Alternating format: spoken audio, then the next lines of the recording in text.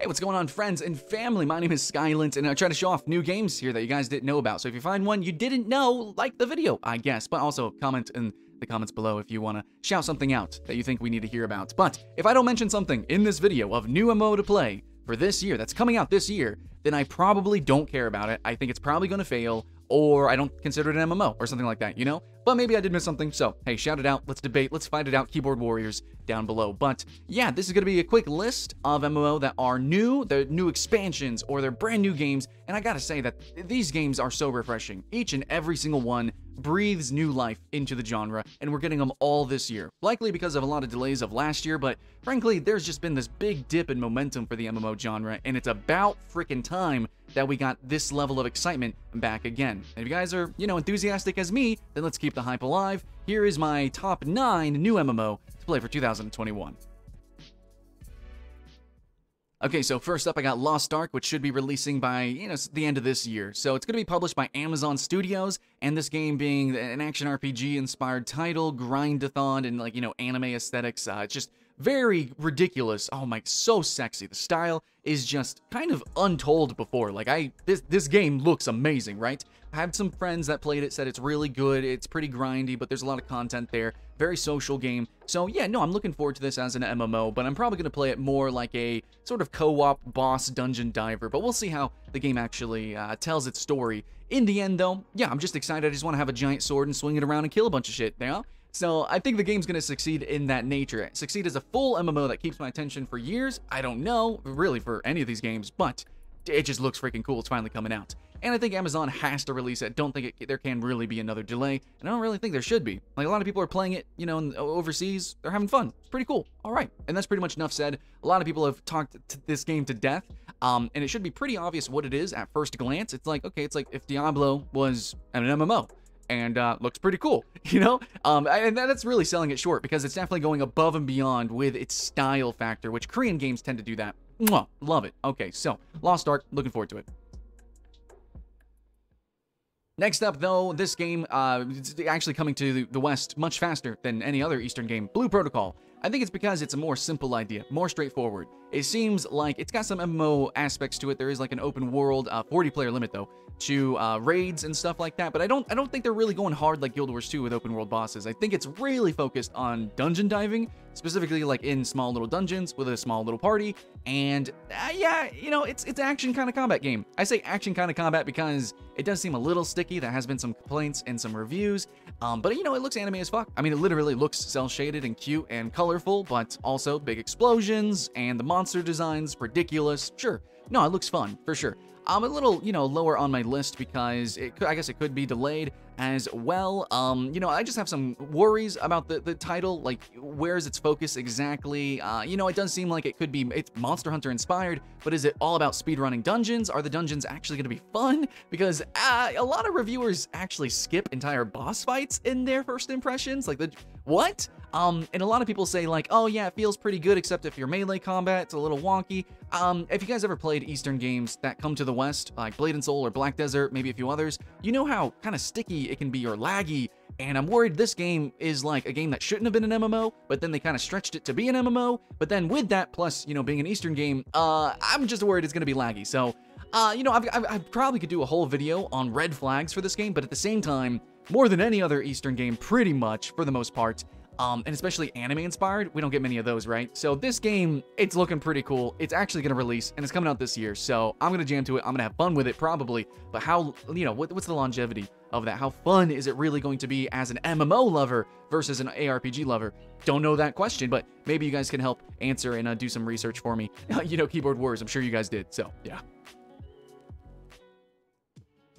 Next, we've got Core Punk. Core Punk's actually pretty cool. They just recently sent me a care package, so I'm going to do some cringy Instagram pictures of that. Like, I got a hoodie and, like, some shirts and things, like a book, an art book, a statue. So, yeah, if you guys actually want to see some of that stuff and get some of that stuff as a giveaway, sure, I'll throw that in the Instagram, click it, and I'm giving away, like, projectors and video games. Sure, yeah, social media shit, whatever. But Core Punk, anyways. So, Core Punk is a game that I was one of the first people to do a video on it. I was kind of gushy about it because the trailer was just so honest.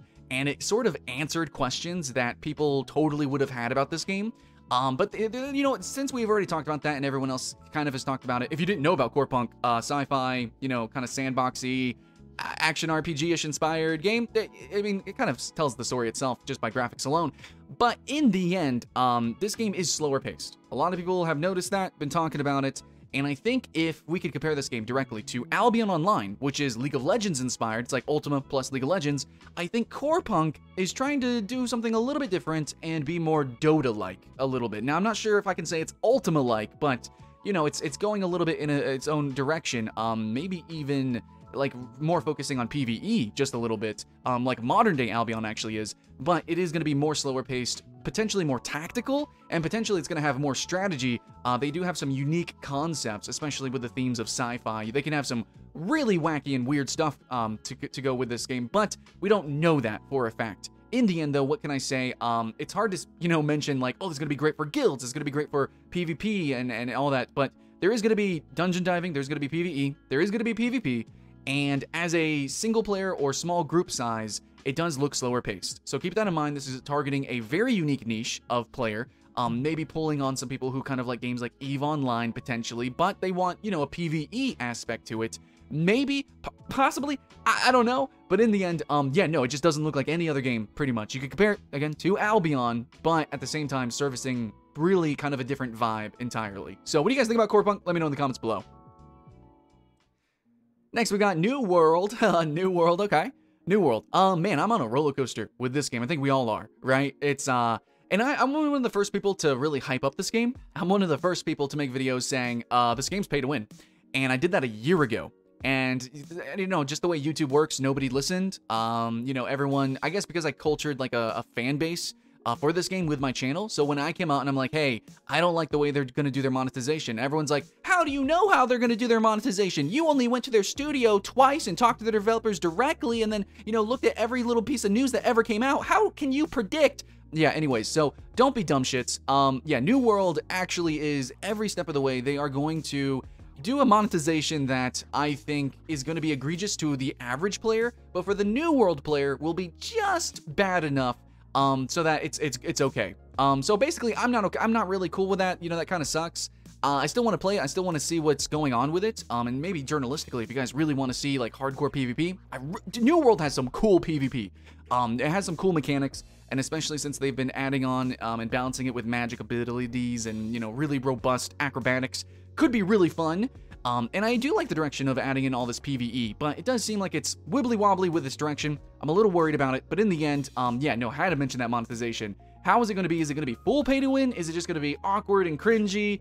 I don't know. In the end, I have to give my not seal of approval for the game because of that. I don't like promoting any kind of bullshit like that, but in the end, inherently, it is made by Amazon. A lot of money's been put into this game. I have already played it, and it's got some potential, but at the same time, it has so much potential to just totally fuck up. So, yeah, anyways, a little bit lower on the list, even though it should be, like, #1 coming from Amazon, right? Yeah, exactly. Coming from Amazon, we do expect a little bit more.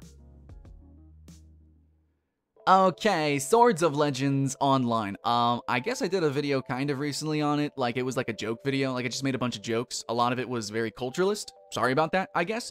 But this is a Chinese wuxia style game that looks very similar to a lot of other wuxia Chinese games that we have played in the past. Going from like Age of Wushu to like Revelation Online, and you know, we've had some that were more fantastic or more realistic, but in the end, Swords of Legends Online actually, according to everyone who's been playtesting it and covering it, it looks pretty decent, and it plays pretty decent, and it's not pay to win, and it's just a good time.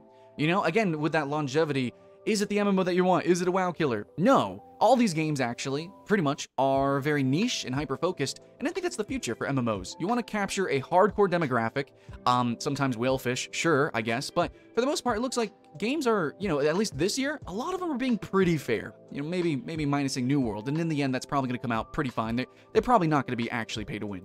But, yeah, Swords of Legends Online just looks fun. You know, I don't know, I wish there was a little bit more fantasy with the classes. It is very human. I do like multiple weird races. I do like multiverse kind of stuff going on. But if I wanted, I know it's funny I'm about to say this, a grounded experience in a specific fantasy such as wuxia, martial arts, then Swords of Legends Online is gonna be the one. I'm not gonna play literally any other one. I don't care about any other one from past or present. Like, I'm not gonna talk about Blade and Soul's new Unreal Engine 4 update. No, Swords of Legends Online seems like it's gonna be a lot of fun, and a lot of people are having fun with it. So this is the one to play, guys. Next up, we've got Starbase. Starbase, I've made a couple of videos on before, just basically saying, hey, it's space, MMO, voxel, you can make and break, like, starbases, like, you can actually make, like, space stations and spaceships and stuff like that, and it's first-person shooter. So, it's, like, robotic, it's voxel, sci-fi, it's an MMO. This is literally the most unique MMO ever on the planet, and I really hope it succeeds. There's some really cool in-depth stuff about this, such as, like, there's actually programming in the game where you have to actually program your ships and how they run. You have to actually blueprint them and create them and design them and balance them. You have to actually piece by piece, bolt by bolt, build your ships, and then, of course, piece by piece, you can break them apart and pirate them and PvP. And it seems like a big part of the game is just going to be the engineering aspect, either the design or the programming. It's going to be the PvPers who focus on the actual pirating, either the tactics, the strategy, the guild leaders as such. Maybe there might be some diplomacy, some politics, some sabotage, I don't know. And, you know, we could hope it could be like EVE Online. And then I think, yeah, mostly it's going to be running and gunning and shooting people in the face for a lot of people. So how well is it going to run? I don't know. And how epic and good is the economy going to be that actually incentivizes systems and events like an EVE Online? So this game has a billion potential, but a couple of other games kind of also did as well that could have been pretty cool, such as Last Oasis. There was actually specifically an airship builder game that could have also been as good with grappling hooks. Can't even remember the name of that game right now, but yeah, so Starbase, though, actually just, I don't know, there's something about it that just, I have a little bit more confidence, which is why it's going to go on the list, despite so many other games trying this and failing. It just, yeah, I'm a little worried about the way they have this weird peer-to-peer system. I don't know, they're going about a lot of different things uniquely, so it's like, I can't help but kind of root for it, you know? It's not that it's just an underdog, it's just, has this kind of thing been done before? Not really. To this scale, to this quality, to this level of sincerity, I don't think so. So it's kind of hard to, you know, pull evidence and say that it's gonna fail. So yeah, Starbase, definitely worth keeping an eye on. And that's going to be it for the brandest, newest MMOs that I actually care about. Yeah, and if you didn't see that or a game, then it's because I don't consider it an MMO, I don't consider it good, or it's going to fail or something. But Elder Scrolls Online Gates of Oblivion has been rolling out. I do want to mention this because I do think expansions count as new MMOs, like they are totally new experiences sometimes. Elder Scrolls Online, though, I was a little debatable on it because the way they release their expansions is like piece by piece, though then again, technically every game kind of does that, but Elder Scrolls Online is just a bit more honest. So I like Elder Scrolls Online, but everyone complains. Everyone all the time, always. Main complaint. Combat sucks. Combat can suck. Combat can be good if you like a particular type of gameplay and you actually build a certain kind of way, but you do have to keep that in mind when you play this game. You can pick and choose what quests you play, which expansions you play, and also literally down to which weapons you use, literally down to which abilities you use on your skill bar. And so you can have a great time or a bad time, and it's really not your fault, but at the same time, it is your choice. So maybe look up guides, maybe look up, you know, the highest reviewed quests or the highest reviewed expansions, likely the newest ones are going to be the way to go, and then kind of follow through that, and then you can pick and choose what you want to do from there. But yeah, the newest expansions have been really exciting. I'm still just having fun with vanilla Elder Scrolls Online. I've been playing a couple different quests. I like that I can switch different roles literally anytime I want, and I'm having the most fun as as like a healer. I'm playing a healer. I'm playing a Fire Forget vampiric style healer. It's been cool. So yeah, I really like Elder Scrolls Online. We got a new expansion coming out. Gates of Oblivion. Frankly, Oblivion was my favorite Elder Scrolls game, and I liked how cheesy it was, and I don't know, I liked the scale of it. It was really cool. It felt very social, you know, for the most part. Skyrim was a little isolated and lonely. So yeah, no, it's pretty cool to come back to Oblivion. Let's do it. Let's do it right. And I really frankly think that the Gates of Oblivion will be the Oblivion experience. You know, because actually the Oblivion gates in Oblivion actually fucking suck. So let's go back. Let's do it right. Next, we've got Guild Wars 2, End of Dragons. Guild Wars 2, I think, is probably the MMO that has reached the highest spots, the most like #1 spots on my MMO lists, because that's how I do a lot of my reviews. You don't really review in vacuums. It's always like compare, contrast. Best way to do that is just make a list. And Guild Wars 2 almost always makes the #1. You know, I actually have a video coming up of like the things that Guild Wars 2, like top 10 things that it does better than any other MMO. There's at least 10 things that it does better than any other MMO. Mainly open world boss fights. Freaking sweet. Love it. End of Dragons. I imagine, especially with the trend of them doing these big kind of like end game dungeons experiences, we're gonna keep getting some cool ass boss fights. And I think they do want to keep adding in more, like they're softening their soft trinity, as in they're trying to do healer, tank, DPS, I think a little bit more, especially adding in specializations and things like that. So each expansion though has been kind of its own vacuum, totally unique experience.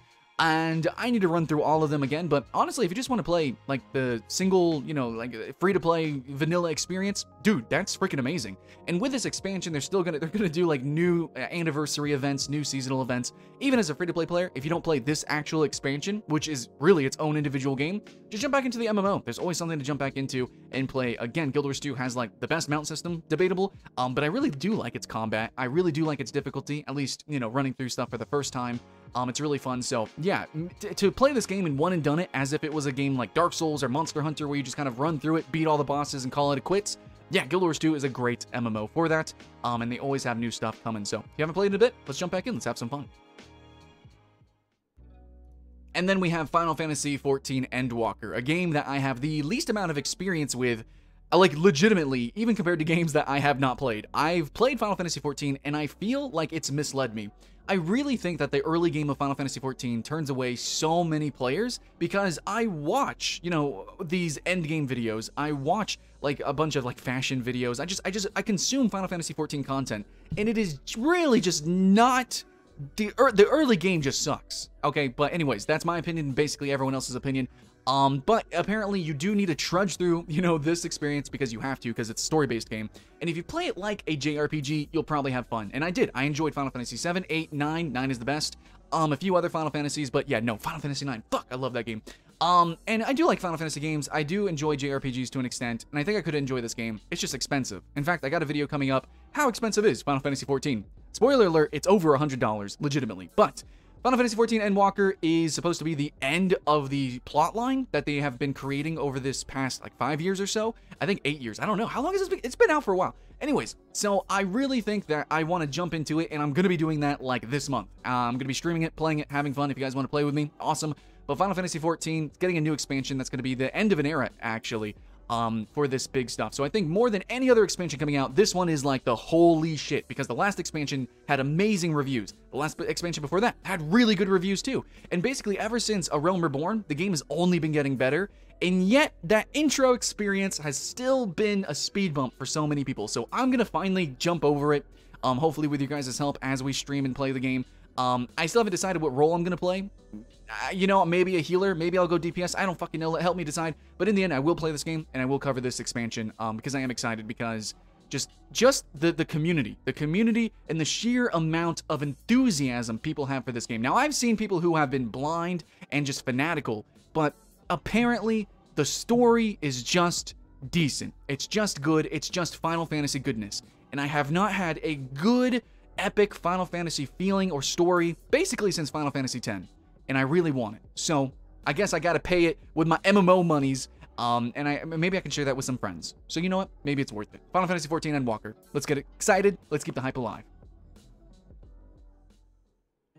And that's going to be it, guys, for a new MMO that I think are probably worth playing here coming 2021. Now, there might be some games that pop out of nowhere. There might even be, like, you know, some random browser game, IO games. I don't know. Maybe somebody's going to turn Valheim into an MMO. That's actually happening. So shout out to people who are turning Valheim into an MMO. There's like an MMO Mountain Blade 2 thing going on. Who fucking knows? But in the end, these are the ones that I think are pretty sure bets. You know, and even then, it's like I was, you know, kind of 50-50 on some of these games, and I wasn't pulling punches, even for games that I'm excited about or get, you know, care packages for, like New World and Core Punk. So, you know, I can try to keep the hype alive, but at the same time, these are MMOs. And if they don't keep the hype alive and people don't play it, or, you know, it's not what they promised, which happens all the time, then it's just same old, I guess I'll just wait for the next one. And I don't want to wait for the next one. And luckily, finally, the next one for this year, God, we got a bunch of them. We got a bunch to play very soon. If not, like, literally right now, we could jump into some of these betas. So, looking forward to it. I'm excited.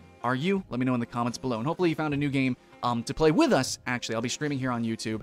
And, join me Discord in the comments below if you guys want to jam with us. So, yeah, new MMO to play 2021. What do you guys got to think about? What do you got to say about it? Comments below. Let me know. Much love. My name's Skylent, guys. Hope you can stay and subscribe. And I'll see you in the next one.